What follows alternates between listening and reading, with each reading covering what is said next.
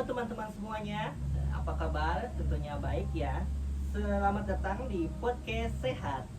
Saya Agrian dan di sini saya tidak sendiri, saya bersama teman saya yaitu. Halo, saya Jenny Fadila. Kembali lagi pada segmen podcast kita kali ini.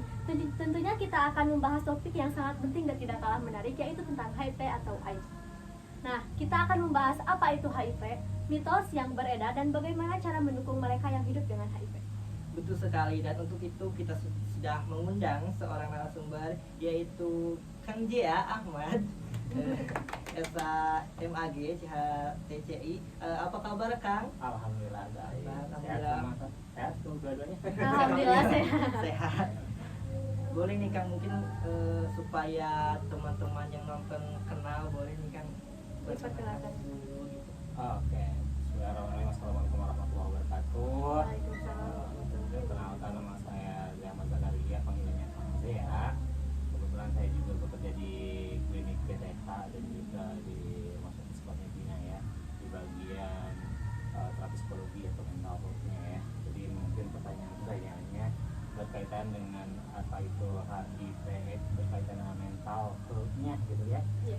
Kalau misalkan secara apakah virus apa ini, mungkin sumbernya dokter gitu ya. Seperti itu. Mungkin itu sebagian keseharian saya itu sebagai tenaga kesehatan mental di klinik dan juga di rumah sakit. Terima kasih Kang sudah hadir dan menyempatkan waktunya untuk datang ke podcast kami kali ini. Tanpa berlama-lama, mungkin saja langsung saja ya kita ke topik yang utama yang akan kita bahas. Dalam episode ini kami akan membawa Anda untuk memahami lebih lanjut mengenai bagaimana HIV merebak, gejalanya, dan apa yang boleh kita lakukan untuk melindungi diri kita. Sebelum kita lanjutkan, saya ingin mengingatkan bahwa kita semua boleh memainkan peranan ya dalam mengurangkan stigma terhadap HIV. Seorang yang dijangkiti HIV itu tidak perlu dipandang rendah atau dijauhi. Mereka berhak mendapatkan sokongan dan rawatan yang sewajarnya.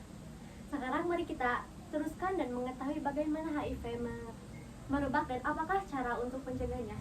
Ikuti kami dalam segmen berikutnya. Kang, bisa dijelaskan nih secara singkat apa itu HIV atau AIDS? Oke, kalau HIV AIDS ya sebenarnya teman-teman juga sudah mempelajarinya ya tentang bagaimana kekebalan tubuh kita ini jadi menurun akibat virus yang memang menyerang imunitas kita ya, imun yang merusak imun kita juga seperti itu.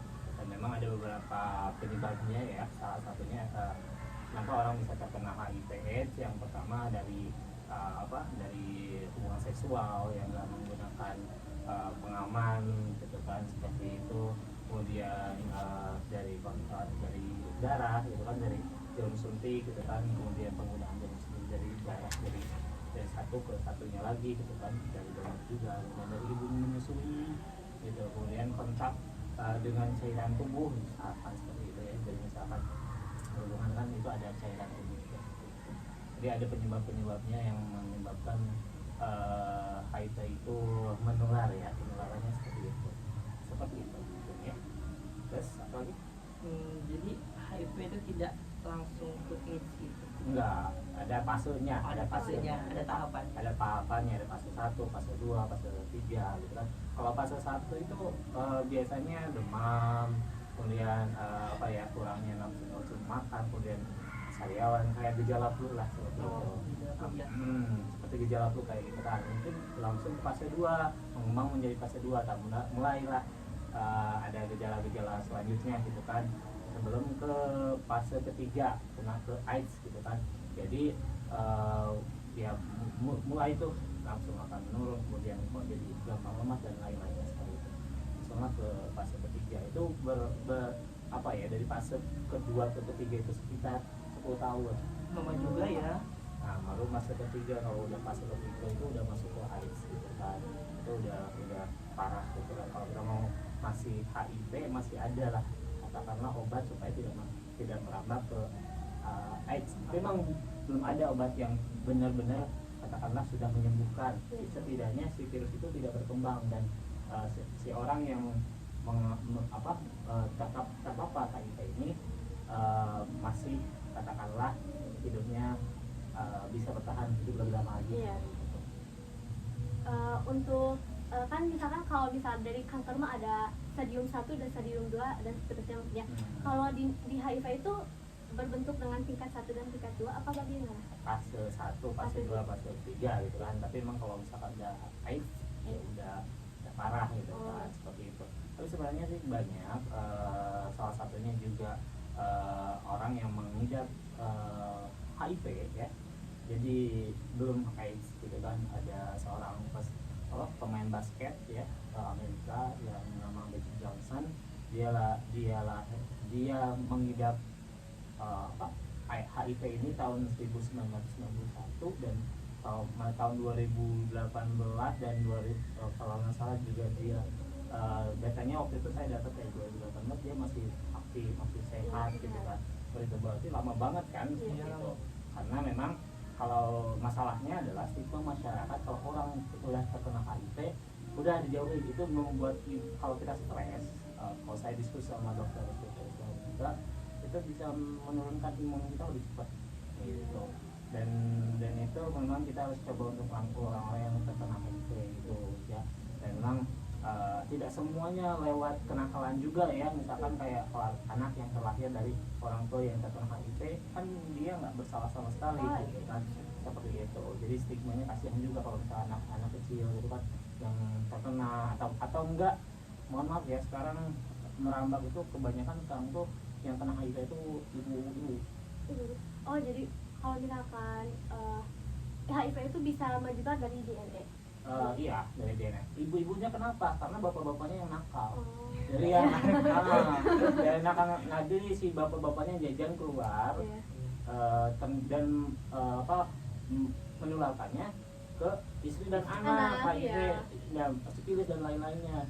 Jadi ya kalau untuk bapaknya sih namanya itu ya itu udah konsekuensi dia, tapi kasihan juga istrinya, anaknya nggak bersalah sama sekali jadi terkena gitu kan. Dan ini sekarang lebih banyak itu kenanya itu ke ibu-ibu dan juga LSL, seks laki gitu kan, yang terkena LGBT kayak gitu ya.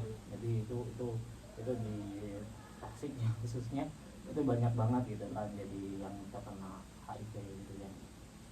Kalau sekarang udah mulai ada penurunan ya, tahun berapa ya, tahun 2020 masih kategori nomor 2 sejauh barat banyak lumayan yang jajannya ya ya yang maksudnya itu ya laki-laki yang bangor lah gitu kan, bapak-bapak yang seperti itu. Banyak sekali mitos nih Kang, saya mau nanya nih, salah satu yang mungkin pernah saya dengar itu HIV itu benar gak sih bisa menular gitu melalui sentuhan gitu atau berbagai makanan? Enggak. Jadi mitos itu kan, nggak sampai malah air liurnya juga harus galon gitu kan. Oh ya.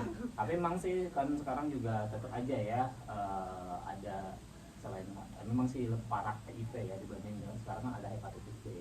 Hepatitis B itu kan menular lewat cairan gitu kan, jadi akhir zaman ini ada aja banyak penyakitnya ya kayak gitu. Makanya jaga tubuh kalian ya. Kalau misalkan kalian mau punya pasangan itu, mau nikah, itu harus benar-benar dicek dulu deh ya. Kalau misalkan si cowoknya abdi mah bagus, jangan percaya gitu doang gitu kan, tetap harus diperiksa ke puskesmas sebelum pernikahan tuh. Takutnya pas kalian nikah tiba-tiba si ya suaminya terkena sifilis lah gitu kan, terkena HIV lah, terkena hepatitis B. kalian sendiri yang rugi gitu kan. Sebenarnya ada sebenarnya apakah yang orang yang HIV itu kalau misalkan mohon maaf ya, misalkan nauzubillah mudah-mudahan enggak ya, dapat ternyata pas dicek pasangan teteh itu pas menikah terkena HIV, bisa anak teteh dan anak tuh nggak tertular karena ada obatnya. Ada obatnya namanya tuh ART ya, apa ya sih katanya tuh anti obat yang katakanlah supaya tidak berkembang gitu kan. Ada di komunitas dukungan sebaya, ketuanya di yang siapa itu pokoknya komunitas Dukaman Sebayang di Tasik itu dia terkena HIV gitu. Anak dan istrinya nggak kena karena memang dia langsung ada gejala-gejala fase 2 itu langsung dia sebelum ke fase 3 ya, dia langsung berobat pas mau nikah, dan dia ngobrol sama istrinya, calon istrinya gitu kan, bahwa dia terkena HIV, tapi dan istrinya itu mendukung banget ya, mendukung untuk kesehatan dia, dan ada ini kalau nggak salah namanya tuh ya. Jadi akhirnya dia tuh punya anak juga, dan istri dan anaknya nggak terkena HIV karena memang sudah ini ya. Dan sama kayak hepatitis B juga kan sama, kalau nggak mau tertular ya harus divaksin dulu si istrinya tuh. Misalkan si laki-lakinya terkena nih, nah sebelum nikah oh ini udah kena nih hepatitis B, kan nantinya kan ketangkep hati ya kalau misalkan nggak segera divaksin istri atau istrinya tuh. Itu tuh bisa menyebabkan langsung ke kanker hati. Ada pastinya juga gitu kan, benar. ada kena hepatitis B dulu dan lain-lainnya gitu kan, dan sirosis dan lain-lainnya, dan itu memang kalau istrinya divaksin nggak akan kena tuh ke istrinya seperti itu.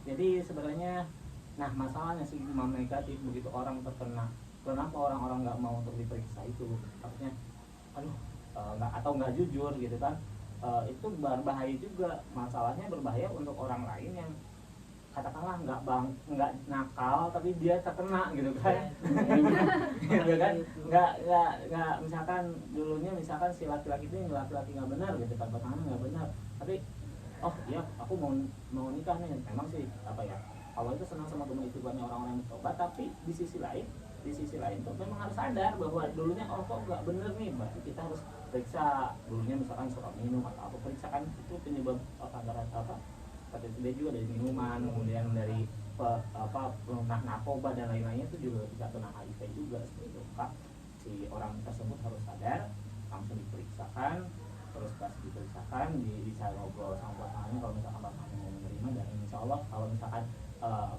kalau penanganannya sedini mungkin nggak akan nyebar ke orang. Nah, untuk obat yang tadi Akang bahas itu tuh untuk berupa obat yang harus diminum 2 kali dalam sehari atau dalam vaksin? Oh enggak, itu obat minum biasa gitu kan, itu seumur hidup. Seumur hidup.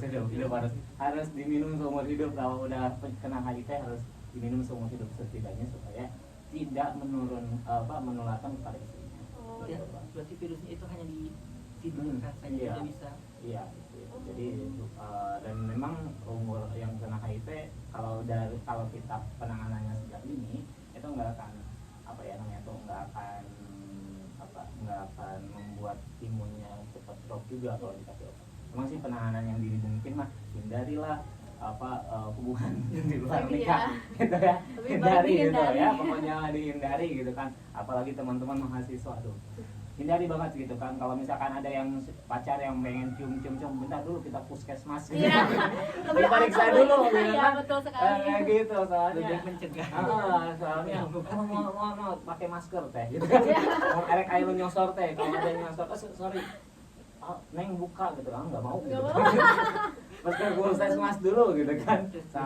Soalnya bahaya juga, kan kita juga yang rugi gitu kan. Kita juga yang rugi kalau kita terkena penyakit kayak misalkan apakah itu HIV, apakah itu hepatitis B, apakah itu TBC, itu kan lewat menularnya mulut juga seperti itu. Jadi memang kita harus hati-hati ya seperti itu. Untuk pengobatan HIV nih Kang, kan berupa obat itu yang misalkan ada tahapan untuk obatnya nggak? Misalkan dari yang kecil terlebih dahulu atau dari yang obat gimana gitu? Oke. Kalau obat itu saya belum paham, cuman emang ada obatnya ya.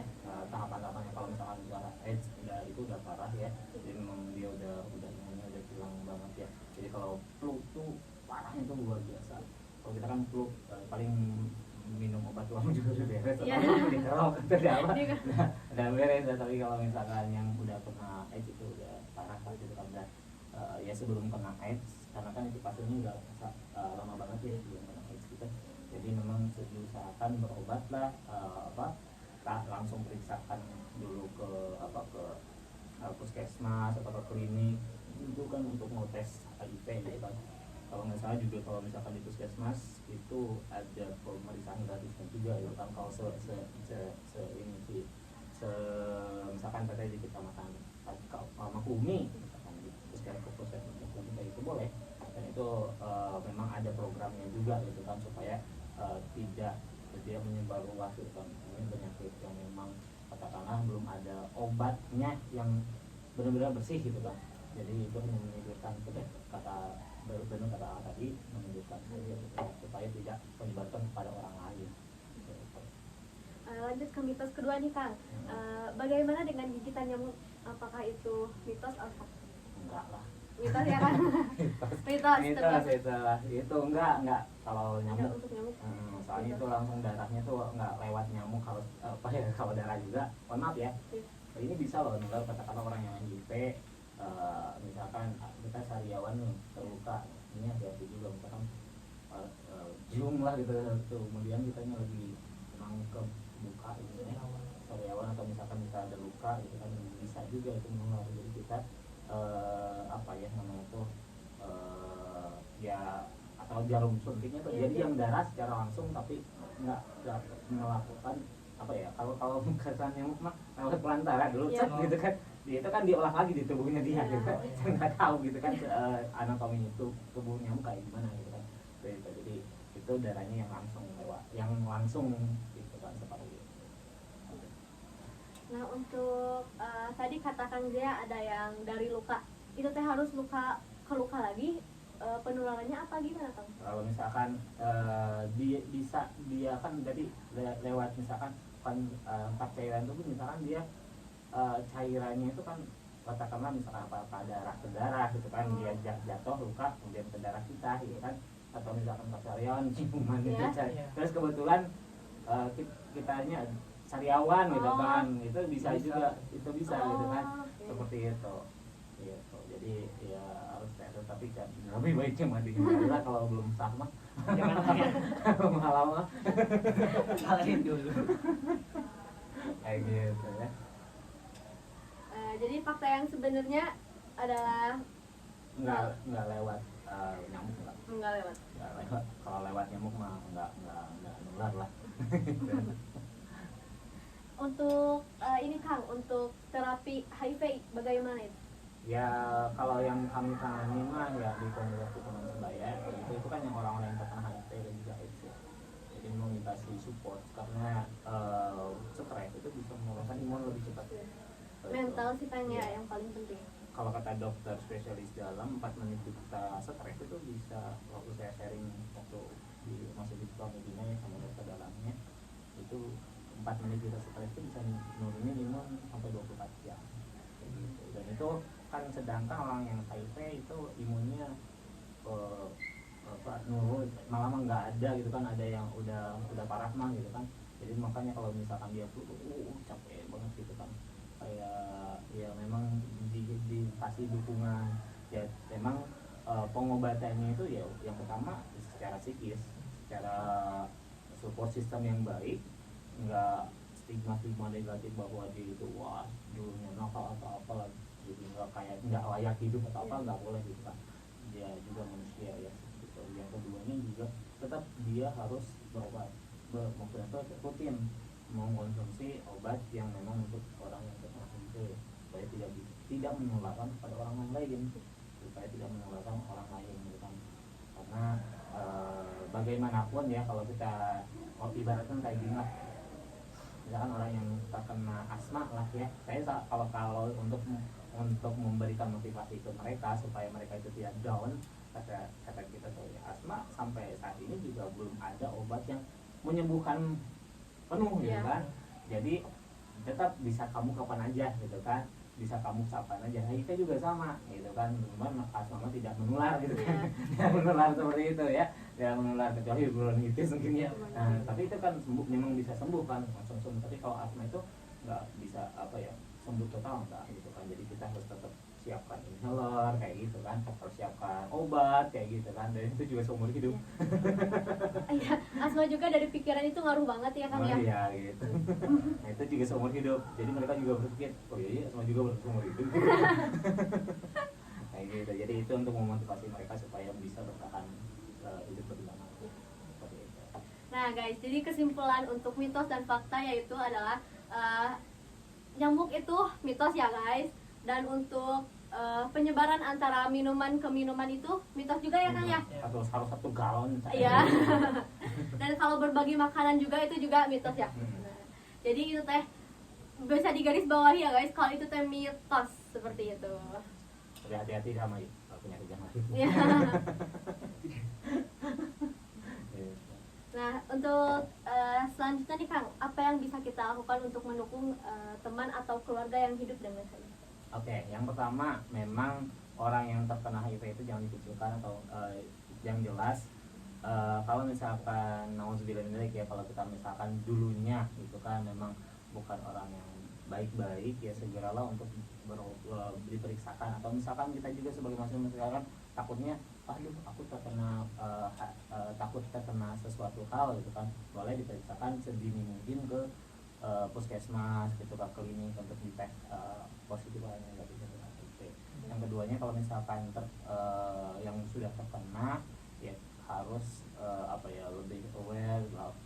Sekarang ada namanya komunitas dukungan sebaya yang di bawah naungan dinas kesehatan ya, gabung saja di sana, atau bisa kan tanya-tanya ke puskesmas gitu kan, di sana ada orang-orang yang terkena HIV tapi dia masih bertahan hidup. Soalnya yang paling utama adalah memang dukungan support system supaya bisa bertahan hidup lebih lama lagi ya. Ketika ketua komunitas dukungan sebaya itu sampai sekarang ada punya anak, punya istri, dia masih bisa bertahan hidup sampai saat ini gitu kan, dan dia ya biasa beraktivitas seperti kita normal gitu kan, kadang macul kayak gitu kan. Dan memang meskipun imunnya berkurang, dan seperti Magic Johnson juga sih, ala pembasket itu dia masih sehat gitu kan, karena dia sadar bahwa oh iya aku terkena nih HIV tapi dia tetap berolahraga gitu kan. Jangan sampai begitu kita kita terkena kemudian kita langsung drop, nggak mau ngapa-ngapain diem, itu lebih cepat tuh virusnya tuh lebih bisa menggerogotinya tuh lebih parah lagi ke depannya. Jadi seperti itu. Dan untuk orang-orang yang di sekitar harus selalu memberikan dukungan kepada mereka. Allah itu senang sama istiqomahnya orang-orang yang bertobat. Jadi jangan mengucilkan mereka, jangan bikin mereka down juga ya. Kalau ada saudara kita yang down, kita langsung aja hubungi misalkan dinas kesehatan untuk masuk ke komunitas dukungan sebaya. Itu kan kalau misalkan sama kita dikasih dukungan ternyata dia udah hopeless banget gitu kan. Nah udah hopeless, udah aduh kayaknya aku nggak bisa apa-apa. Yang penting adalah berdoa supaya kita semuanya diberikan kesehatan, dan yang pastinya teman-teman kita ini makhluk sosial, butuh orang, jadi tetap kita harus akhlak ke sesama itu harus baik. Insya Allah kalau akhlaknya baik ya insya Allah apapun keadaan kita insya Allah ditolong sama orang-orang di sekitar. Selanjutnya nih Kang, untuk misalkan kita itu nauzubillah min dzalik juga ya kan, terdiagnosis HIV pada dini, misalkan kayak umur sebelum menikah. Nah itu teh alangkah baiknya kita emang tidak menikah atau bagaimana? Boleh menikah. Boleh menikah. Takutnya kan nanti tertular ke anak dan istrinya. Enggak, karena ada obat. Ada obatnya ya. Ada obatnya ya. untuk menidurkan gitu kan. Jadi pentingnya diperiksa sejak dini itu kayak gitu. Pentingnya tuh. Jadi dikasih obat, dan itu nggak bisa kalau udah kita sambil pengobatan itu, yang pengobatannya seumur hidup, yang dikasih obatnya seumur hidup itu itu tidak menularkan ke istri sama anak kalau misalkan kita sejak dini diperiksakan HIV-nya ya, ternyata positif ya. Nah kita kalau mau nikah ya sebutin aja gitu kan ke istri bahwa ketemu. Ya, terus terang aja ya. Terang di awal, jangan sampai kita nggak terus terang, akhirnya kan istri jadi kena, anak jadi kena, itu kan kasihan. Nah, kemudian yang perempuan juga sih sama, misalkan kan tadi kalau laki-laki ya, kalau perempuan juga sama, ada obatnya, dan memang caranya memang kalau yang setahu saya yang HIV itu tidak, yang udah terkena HIV itu nggak bisa lahir normal gitu kalau nggak salah, dia harus sesar gitu lah, harus sesar, dan anaknya tuh nggak akan kena. Tapi emang harus diminum obatnya dulu gitu, jadi sebelum hamil tuh gitu ya. Tapi itu teh alangkah baiknya dikonsumsi ibu hamil apa tidak? Kalau ya Kalau menurut resep dokter ada boleh Boleh. ya, soalnya kalau yang saya tahu juga mengkonsumsi ya, Oh, dan iya. itu lebih tepatnya kedokteran ya yang Iya. lebih tepatnya mah, tapi yang saya tahu juga di komunitas dokter ya ada juga yang mengkonsumsi juga gitu kan. Oh. Berarti kayaknya memang itu untuk menekan virus bukan menekan janin ya. Jadi itu. Eh, ciri-ciri antara HIV perempuan dan laki-laki itu tuh sama persis ciri-cirinya apa, ada perbedaan? Kalau untuk fase pertama, fase kedua itu nggak kelihatan Oh, ya, kayak orang normal ya. Nanti ya pas udah fase ketiga udah mulai AIDS ya, Ya, itu AIDS. udah mulai tuh badannya jadi kurus, nafsu makan menurun, kemudian ya kayak kakek-kakek lah nanti Ya. kayak gitu lah. Memang flu dikit, Ya. wah parah banget sakitnya gitu kan. Udah mulai di awal-awal nggak kelihatan kayak orang normal kan gitu. Berarti salah satu cara terbaik dalam memberi dukungan adalah memberikan mereka terima dan dihargai ya Kang ya. Kang, apakah mungkin ada pesan khusus gitu untuk pendengar Apa? hari ini? Oh, gini buat teman-teman semuanya, saya nutupkan ya, yang pertama gini aja ya, itu saya nutupkan. Kemudian yang kedua juga hindari pergaulan bebas juga, karena itu dekat banget dengan penyakit-penyakit seksual ya, menular ya. Jangan sampai kita melakukan hubungan seksual sebelum pernikahan gitu kan. Terus kalau misalkan yang keduanya juga, kalau misalkan kita mau menikah gitu kan, segera bukan cuma kan biasanya kalau perempuan suka diperiksa dulu ya, nah laki-laki juga sama harus diperiksa gitu kan. Periksa yuk hepatitis B-nya bareng. Yeah. Kalau dia nggak mau, kita harus tanya itu kan uang, berarti anak bangun bagus. Yeah. Hepatitis B-nya diperiksa, spisnya diperiksa, kemudian HIV diperiksa gitu kan, karena itu kan agak kedepannya itu berbahaya juga bagi tubuh kita gitu kan. Bukan karena aku mah cinta rela sehidup semati, mati bareng, nggak jalan kayak gitu juga matinya ya. Jadi harus diperiksakan gitu kan, harus diperiksakan sebelum menikah. Jadi terus awal misalkan ya hindari juga kalau misalkan udah mau pasangan kita mau nyosor aja gitu, dan nanti dulu gitu. Nanti dulu gitu kan, udah periksa dulu hepatitis B-nya, spisnya atau HIV-nya. Artinya jangan sampai kita misalkan kita tidak melakukan perbuatan dosa gitu kan, ternyata sekali misalkan akibat hilaf atau apa, tiba-tiba kita punya penyakit yang seumur hidup harus dikasih obat. Gitu. Mau nggak mendalik ya, padahal gitu tuh misalkan ya pasangan kita menghilapnya berkali-kali gitu kan, kita cuma sekali langsung tertular, dan kita harus dikasih obat seumur hidup. Itu pun kalau kita sadar, kalau kitanya sadar, kalau enggak ya langsung ya beberapa tahun kemudian bisa meninggal gitu kan, kalau dikasih obat gitu kan, seperti itu. Jadi ya memang ujian untuk mahasiswa sekarang juga banyak lah ya, katakanlah yang ngajak-ngajakin yang nggak benar ya. Pokoknya kita harus tolak kalau misalkan itu hal yang nggak benar seperti itu.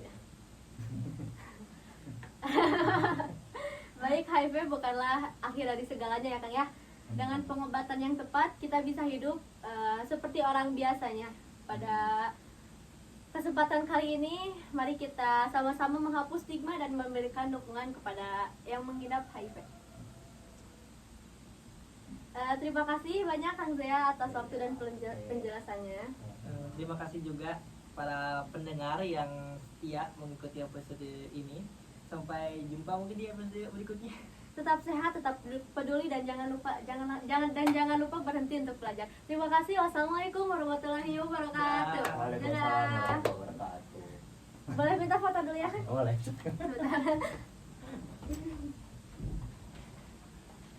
Minta foto ya dong.